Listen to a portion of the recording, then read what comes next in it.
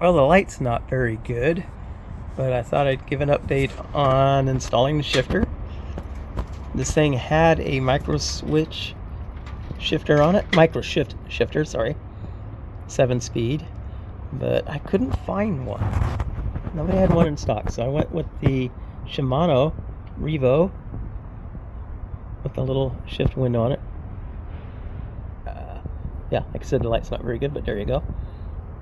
I went to put it on and discovered that it's a little bit longer here than the micro shifter, so I couldn't get it on, at least not far enough to put in the clamp right there.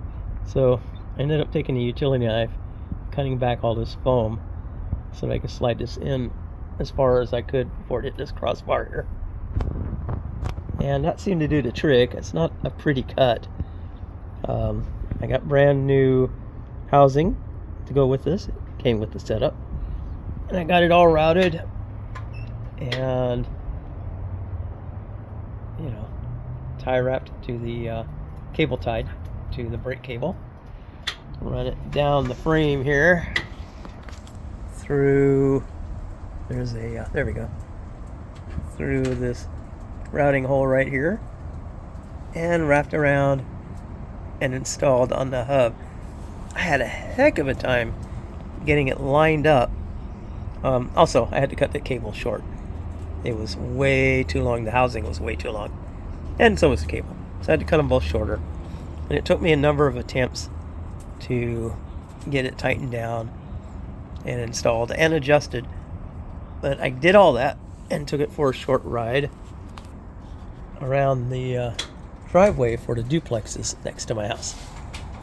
Let's see, it goes down there to the street, sorry about the sun, and goes around and around and around and around right there.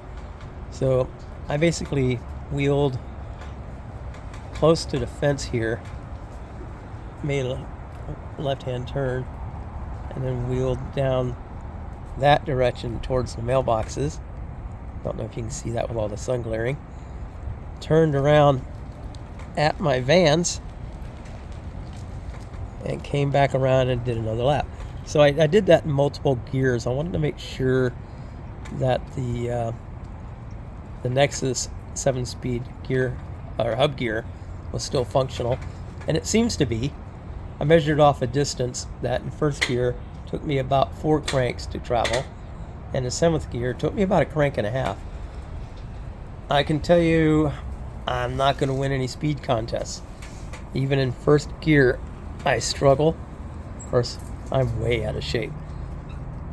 And any kind of incline, I start having trouble. This thing's got a 38 tooth, what are these called? Cogs on the front. Maybe a slightly smaller one, like a 36, would help me get a little more torque. It's not going to matter on the speed because I'm not gaining much speed. Also, I hate that seat. My legs stick out so far in front of that seat that I feel like at any moment I'm just going to fall out of it and onto the ground and get injured by the crossbar down there. So I am going to fabricate a seat base that can take a standard 3 or 4 inch wheelchair seat cushion. Basically drill holes in it so it can bolt to the seat support there. There are 4 holes holding that seat on, and put Velcro in the seat pan and Velcro on the bottom of the seat cushion and just stick it on here. It should be good. And I'm gonna have to raise those somehow. They're not adjustable. Maybe I can take them off, drill a hole in the top side of the frame, and remount them, and that would work fine. I just need a couple inches or thereabouts just to get it higher, and it'd be nice not to have that low to the ground. It's pretty low.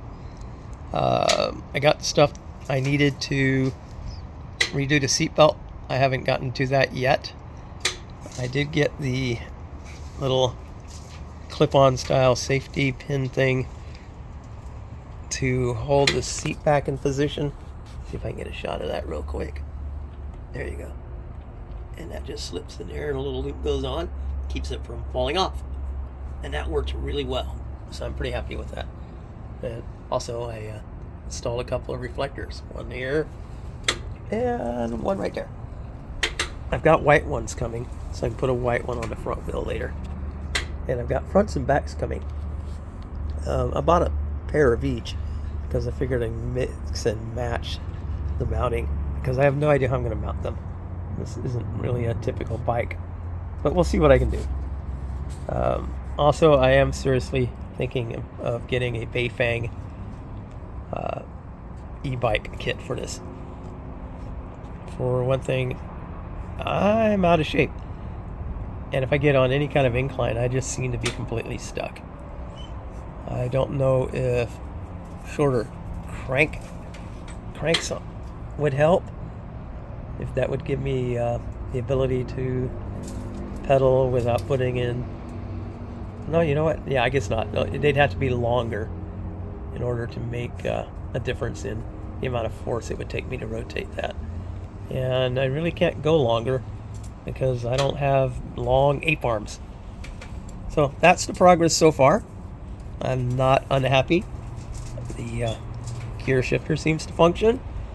The hub gears seem to function. The bike rolls really easy. So yeah.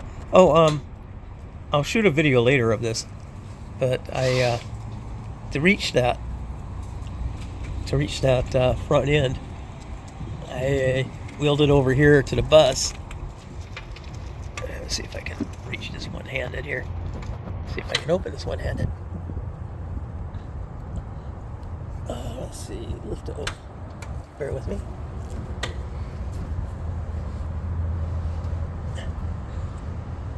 Yeah, I don't think I can do this one-handed. Maybe. I'm getting there.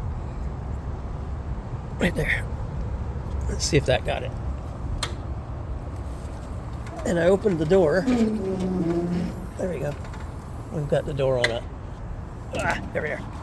On a pneumatic closer thing, kind of backwards, so that it doesn't swing around in the wind when it's open.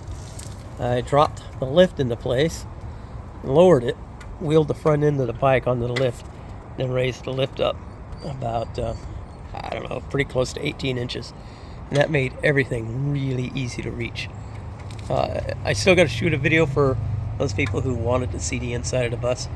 You can see basically through the grates on the lift, 2 of the workstations we use. But I'll try and get more of that later.